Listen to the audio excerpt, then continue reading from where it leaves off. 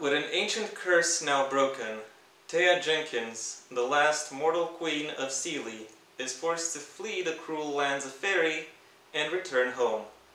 But the human world offers little kindness to her, or to the fairy who stole her heart. Help is offered by those who dwell in the shadows, but nothing in Fairy is without a price.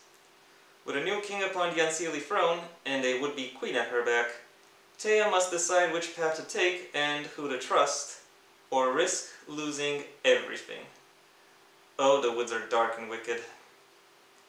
Hello everyone, and welcome once again to the Heir's Lair. I'm your host, Jonathan Taylor. Today's video sees me continuing my dive into the Wicked Woods Chronicles with a review of the second book within this trilogy, titled Hush. The Woods Are Darker Still. The TLDW for this review is, well, would you look at that? This series actually has stuff going on within it. The plotting is a bit better. The magic system is more fleshed out. The world is better expanded upon, and there's more care given to the characterization within this book. Not just perhaps of the world itself, but also the various, of its various inhabitants, if I may say so myself. There are still some questions left unanswered after having read through this book, but I am fine with that because one, some level of mystery actually enhances the setting, and two, I am pretty sure at least some of the questions I have will be answered within the third book, which I am, as of right now, actually very much looking forward to. Before I talk about that book, however, I want to talk about this one. The plot of this book picks up right after the end of the first book, and in fact, one could argue that the synopsis I just read out actually spoils the ending of the first book. You could argue that.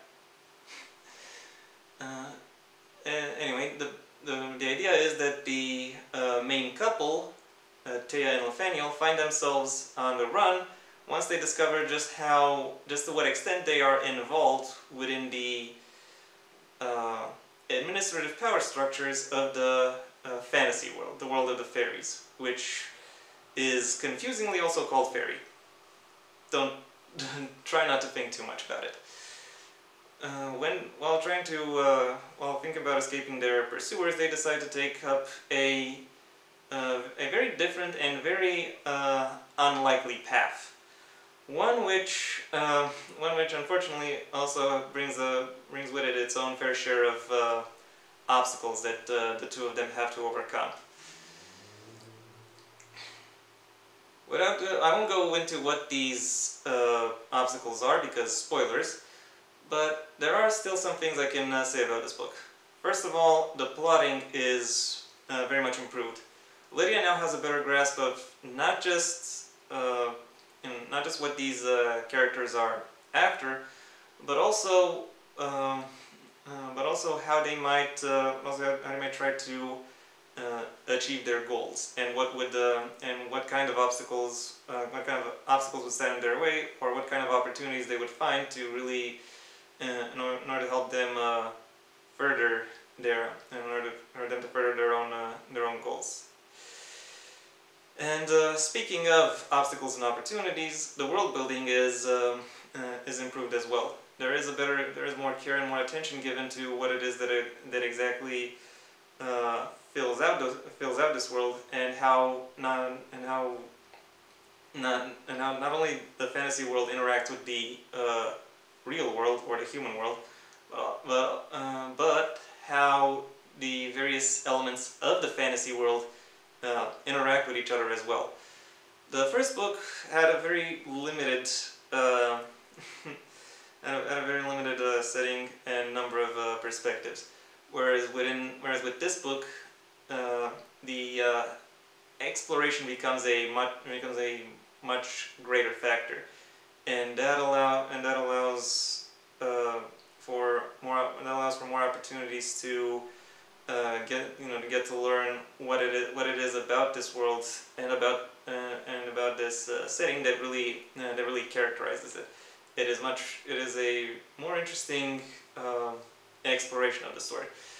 And as I've said, the plot actually takes the main couple on a lot of twists and turns, and with each twist and turn, there is an opportunity for conflict, drama, exploration, or comfort.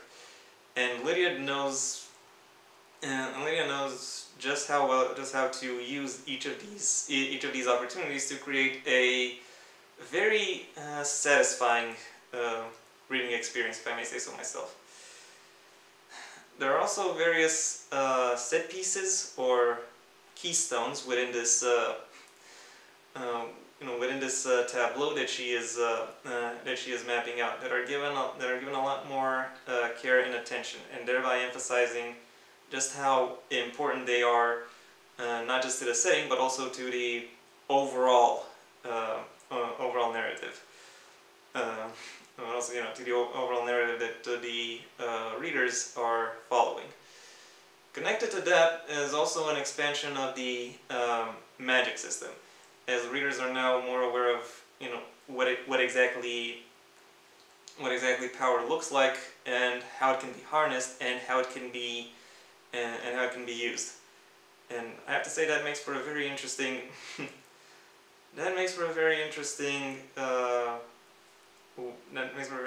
way to a very interesting expansion in the way the setting is explored, and also it helps flesh out the stakes at play within this world quite a bit better. Connected to that, the characterization is also quite a bit improved. Not every character jumps up to you and stands out to the same extent as the main couple does. That's quite obvious. However, if a character receives a name, they are very likely to receive some other characteristics that you will remember them by. They all have their own place within the setting, be it a nook or cranny they were pushed to, or a niche they ascended towards. And reading through these through this story and finding out about these beings and about these characters has been a very rewarding reading experience, if I may say so myself. And now that I've spent a few minutes gushing about this book, there are unfortunately some criticisms I have to bring up. And the main one actually revolves around the only character that was named in the synopsis, namely Thea herself. She is the narrative. I won't say goes out of its way to prove it, but there are various opportunities in which readers can tell that she is completely, maybe not completely, but she is out of her depth. She can't really. There are lots of things where she has to rely upon others in order to progress. That is a neutral fact in and of itself, but given that this book is a little bit more dynamic, more adventure oriented, it places a lot more attention on and a lot more emphasis on Nathaniel to step up and actually be the hero. As such, he gets a lot more to do than her, and because she doesn't really get a lot to do, well, I have a hard time seeing how exactly readers would keep